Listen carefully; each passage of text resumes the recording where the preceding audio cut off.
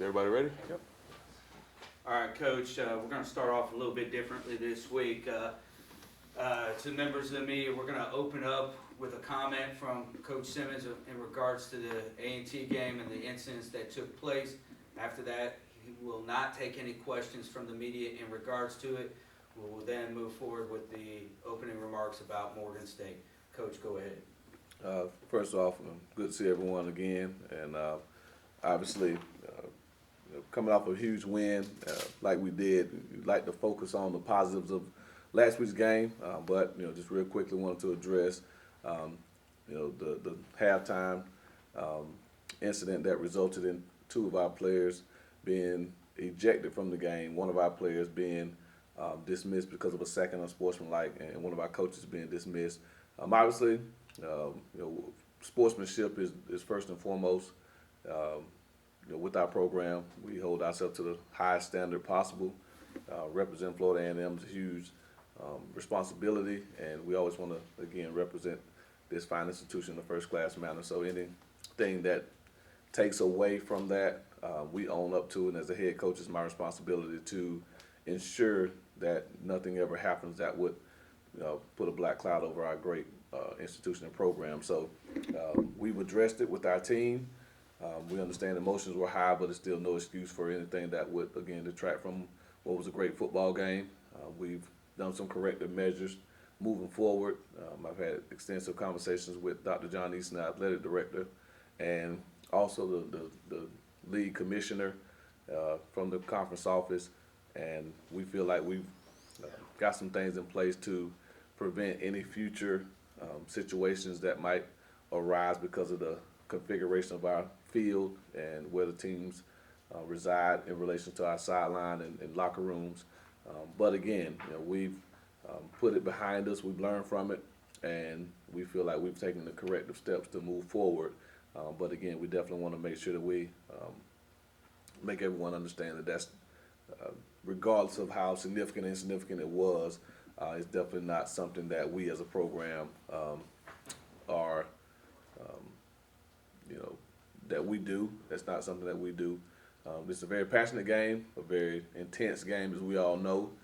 Heated rivalries a lot of times, result in a lot of back and forth talking between teams, and but we'll always make sure it stays there and never results in any type of situation that would again prevent our student athletes or coaches from being able to play this game, coach this game, and because that was the case, again, that falls on me as the head coach.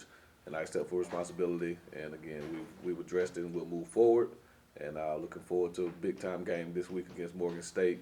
And again, we just wanted to put that out there, answer any questions, not answering questions, but just kind of put that to bed, because again, I don't want to detract from what was a phenomenal game for this football team, a huge accomplishment for this program, and something that has really put this program back in the national spotlight. So. Get with that, we'd like to try to just focus on the positives from last week's game, and then of course focus on Morgan State, who is our next opponent coming up. Coach, just going into that Morgan State game, whether from the MEAC or from the school, are there any disciplinary actions being taken, or any players that have been suspended for this game? Well, the two players who were ejected from the game have to serve their extra game suspension, which those two players are Jalen Brayboy, backup offensive lineman, and Cameron Sapp, who's a freshman quarterback. Those are the only two players who would not be able to make the trip. Again, Timothy Williams was dismissed because that was the result of his second unsportsmanlike. Every player got a blanket unsportsmanlike for the game, and then Coach Street as well with an unsportsmanlike. So only the two players who had personal fouls will be withheld from this game, but everyone else is in good standing. Coach, focusing in on Morgan State, this on paper is the quote-unquote trap game, but I know you don't view that in that manner. Speak about the aggression and the mindset going up to Baltimore. Well, the reality for this football team is every game is a trap game. We have a goal in mind, and that's to finish the season as the best team in the Mid-Eastern Athletic Conference. Every team that stands in our way is a trap. They're trying to take that away from us. And so we approach this game no differently than we approach any other game, and that means us preparing to go in and play our best. That means us focusing on the little things, blocking out the outside noise, whatever form that might come in, and us controlling what we can control, continuing to be exactly where our feet are. And that's the approach that we've always taken. That's the approach we're going to take this week. And we feel like with that approach, that eliminates the highs and lows that sometimes associate football teams. We always want to be a team that's even keel in our approach. And I don't ever believe in playing up to a competition or playing down the competition. Every team we play, it's our job to bring our very best. And if we focus on that and do that, I think we give ourselves a great chance to go to Morgan State and come away with another victory. Coach, number 20 in the country, first time ranked in 10 years. Just how big is that for the school, and what does that kind of say about what you're building here? Well, one is it's a great accomplishment up to this point. It's a testament to the guys and how hard they work. But it's a mid-season position ranking. Our goal is to end the season. Our motto this year is fight to finish, and we're not finished. We have 4 more ball games left in the regular season. We have a huge one coming up this weekend, and so again, we've talked a lot about keeping the outside noise outside. This top 20 ranking, as fortunate as it is for this football team, is outside noise because again, it detracts from what our ultimate goals are. Being in the top 25 was never a goal that we set for ourselves as a football team. It's a huge accomplishment, but again, we have a lot of football left to play. Every game left on our schedule is a conference game.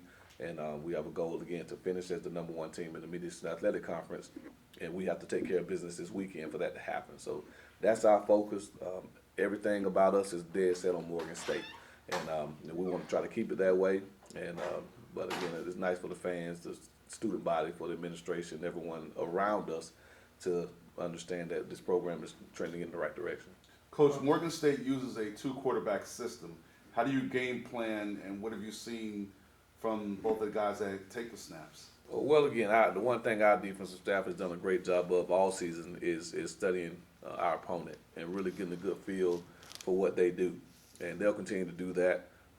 When you play 2 quarterbacks, sometimes it kind of hurts you, your preparation from an offensive standpoint, because it sometimes limits you to what you can do. If you have 2 quarterbacks with different skill sets, you cater one type of offense to one, another type to the other guy. A lot of times that makes you a lot easier to break down. Whereas if you have 2 guys who are just playing because they both play well and you use the same system, then it's a little bit harder to gauge. And so, again, our defensive staff understands that dynamic. They're watching, all the film they can on these guys, getting the tendencies down, getting the percentages, everything that they do every single week. And I know we'll have a game plan that will get after both of those guys. That's the main point. Make them uncomfortable, whoever's at quarterback, make them, get out of their comfort zone and either put the ball on the ground or throw it to us or make poor decisions. And that's been a staple of our defense all season long. That was an emotional game on Saturday. It looked like, obviously, for the players and for you even after that game. Is an emotional hangover, is that a real thing? And how do you avoid that this week going into Morgan State? Well, if we stay true to who we are and what we say, then it's not, because we get 24 hours. Win, lose, or draw, you get 24 hours. And after that, it's done. That game was on Sunday. Today's Tuesday. Now, one of the things I was really, really good at growing up was math. And that math says it's past 24 hours. And so there are no emotions that can carry over from that game. It's over with. It's done. We put it to bed. We celebrated Sunday night, Monday, and then we had to put it to bed and go back to work this morning. And so, that mindset keeps the quote-unquote emotional hangover from taking toll of this football team. Again, we have a goal. We have to keep our minds and not everything set on that one goal, and that goal is Morgan State. How do we best prepare to beat Morgan State? How do we best prepare to play 60 minutes of clean football, to be the best offense that we can be, the best defense that we can be, the best special teams unit that we can be? And as long as we keep that mindset and that focus, because we have not arrived yet, we have not played that complete game yet. We don't have the 300 passing, 200-yard offensive game. We don't have a shutout on defense. We hadn't returned a kick for a touchdown, a punt for a touchdown. We hadn't blocked the punt. So there are a lot of things that we still have out there at the table that we can accomplish as a football team. And if we keep going after those things, I think it keeps us from getting complacent and, again, having the proverbial hangover after a big win, going from a team that was undefeated in conference play to a team that has one loss, or one win rather. It keeps you from comparing those in that way. Considering the injury that took Ryan out, what's his situation today? He feels a lot better, today than he did Sunday, of course. After a couple of days of rest and rehab, he's feeling better. We'll hold him today, let him rest up a little bit more, and then we'll let him go out there tomorrow, see how he feels. It'll be a game time decision. It's too premature in the week to make a determination of whether he can go or not. But we have all the confidence in the world in Rashawn McKay. He's shown us not only in Sunday's game, but earlier this season against Central Florida and Fort Valley that he's a more than capable quarterback of leading this football team. It helps to have really good players around him, like Xavier Smith, like Marcus Williams, David Manigo. Terrell Jennings is coming into his own. I thought the offensive line played their best game last week, so they're starting to come together and gel at the right time.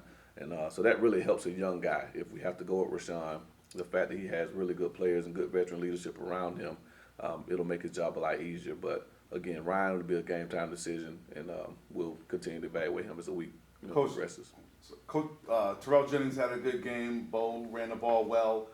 Is Bishop going to be able to play at Morgan State, or are you going to still go with Jennings and Kendrick? Kind of same as Ryan. It'll be a game time decision. We'll see how he feels. For a running back, whenever you have a knee injury, it's a little bit tougher to return after a week or so. A lot of cutting involved from that position, and so we'll make sure that he's, healthy before we put him back out there. But again, we have all this confidence in Terrell Jennings. Same thing with Devon Kendrick.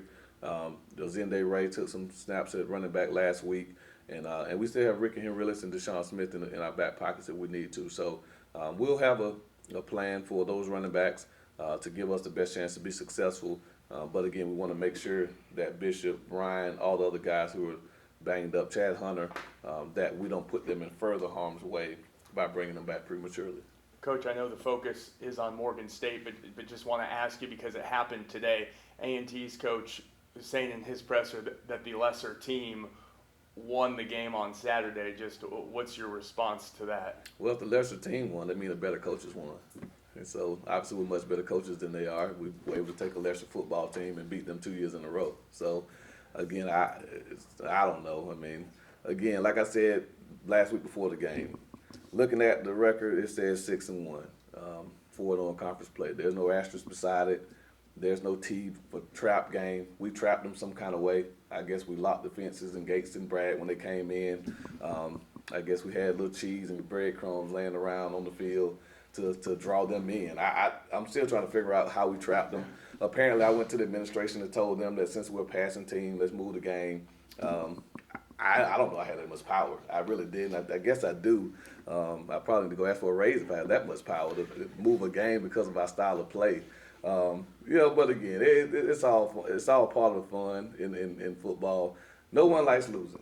No one likes losing, and sometimes you just got to put your big boy pants on and take your whipping and go on to the next week. And again, Sam's a guy that I have a lot of respect for. He's a friend. He's a friend in the profession. I'll see him at the convention and at the next year's MEAC conference, and we'll laugh about it. But it's funny. It really is funny to live. And I'm the best at blocking out the outside stuff, but I couldn't help myself today just to play it, and the coaches were playing it, and I was just laughing inside to say, that we've trapped them some kind of way. But, Leicester, I don't know what Leicester would mean. And we beat them 2 years in a row. We're ranked higher than they are. If that's Leicester, I'll take it. I'll take being the Leicester team if the Leicester team can continue to beat them. So I'll be that. Speaking of coaching relationships, Ty Wheatley over at Morgan, you know him very well. It's his first year there. Talk about you guys' relationship. Tyrone's a guy that I met probably 10 or so years ago. We were both at a coaching academy together. For guys that are, potentially future head coaches, and obviously we both accomplished that goal. But hit it off right away when we met. Really good football coach. He was a great football player. Obviously, we all know that. He played at Michigan, played in the NFL. Has coached in the NFL. Has coached Power 5 football, and took over a program that hadn't performed particularly well over the last few years. And it takes time to build programs. Sometimes we forget that. And, we see some of the quick success stories and understand, forget how hard it is to build up programs. But if I know Tyrone the way that I think I do, his team will play extremely hard. They'll be sound. They're going to give us their best shot. And again, this team, even though they weren't coached by him last year, this team showed that they can beat a top-ranked MEAC opponent. People might have not remembered, but they beat North Carolina A&T last year before we did. And even though the game didn't count because of the conference configuration, same as the South Carolina State game didn't for us, they beat them on their home surface. And so we're going into their backyard. It's getting later in the year, so obviously, us being accustomed to the good warm weather that we enjoy down here in Florida might be a little drastically different. Even though I don't check the weather forecast, everyone knows that, so don't tell me what the forecast is going to be going into the game. But if it is windy, chilly, some of the elements that might take away our ability to throw the football as well as we do, we have to be prepared for everything. And so, but we're preparing to play our best game, and we're preparing to get their best shot, because we do understand that for whatever reason, everyone gives FAMU their best shot, and we expect nothing different from this Morgan State football team coming this Saturday. Coach, being that you guys are ranked in the FCS top 25, something that these student athletes haven't achieved, how do you think they feel about finally being ranked? We feel like we have a big football game coming up this week versus Morgan State, and we have to continue to play well, prepare the same way we've always prepared, which means starts today, with our preparation, with our attention to detail, with our mindset, with our attitude. And so we've talked as a team. We understand, again, that it's not about what's going on right now. We still have a long way to go, and for us to achieve our ultimate goal, we have to continue to go to work. And so, like I said earlier, we consider that outside noise. It's something that is a potential distraction, so to speak. And we're not about distractions. We're about what's right there in front of our face, and that is Morgan State, and a team that is hungry to be. Like I told the team this morning, when you have a team that's basically, they're 1-6, I believe, and so they can't have a winning record. At this point, their motivation, they're playing for pride, and they're playing to be spoilers. And that's enough motivation in and of itself anytime you know that you can go be a spoiler. I played on football teams back in the past where we weren't particularly, our record didn't indicate that we're a good football team. And when we came to Tallahassee to play the Godbys, the Rickards, the Leons, the North Florida Christians, we said we're going to spoil their season. Even though we can't go to the playoffs or we can't have a winning record, we're going to spoil their season. And that entire week, that was the focus. They're going to be the same way. They know that they cannot win the MEAC this year. They know that they can't have a winning record. What would be a nugget on their record this year? Beat FAMU. Beat the number one team in the MEAC, beat the number one team in black college football right now, beat a top 25 FCS team. That's their motivation, and we understand that. And because of that, our team knows that we're going to get their best shot, and so we're going to prepare to give them our best, and we feel like if we do that, we'll have a chance to come back to Tallahassee with another victory. Coach Simmons, you're big on complacency, so what do you feel like the steps that you're taking as a team to improve on offensively and defensively this week, considering last game? Well, again, I asked the same question this morning that I asked them last Sunday, the Sunday prior to that, and the Sunday prior to that, and that's, are we satisfied? And the resounding answer is always no. And so as long as we're not satisfied, we know that there's more work to be done. And that's the approach that we take. And, this morning I try to use, different analogies and things like that to motivate them. Many of our guys, of course, in today's technological age, none of them are farmers. Okay, I'm not a farmer either, but I understand how farming works a little bit, not a whole lot. But like we said, when you plant a seed, you start nurturing, you start watering, you start tilling the soil, you start doing all those things. Okay, that was us when we reported to camp. Okay, at some point you start to see a bud. It starts to grow out of the ground, and you start to see something. Okay, well that's where we are now. Okay, and I use a watermelon analogy because I like watermelon. I like watermelon. No comments about that. I like watermelon. But at the beginning it's small. It's a small little watermelon right there, and so you can do two things at that point. You can run next door to your neighbors, go get all your friends and say, "Look at this growing watermelon that we have. I'm doing such a great job of taking care of this. I've watered it, I've tilled the soil, I've checked on it daily, and if I spend all my time running out, grabbing people, telling them to come look at it, and I stop taking care of it, what happens to it? It dies. I said, so I don't want that. I want my next door neighbor and everyone to be able to enjoy the watermelon.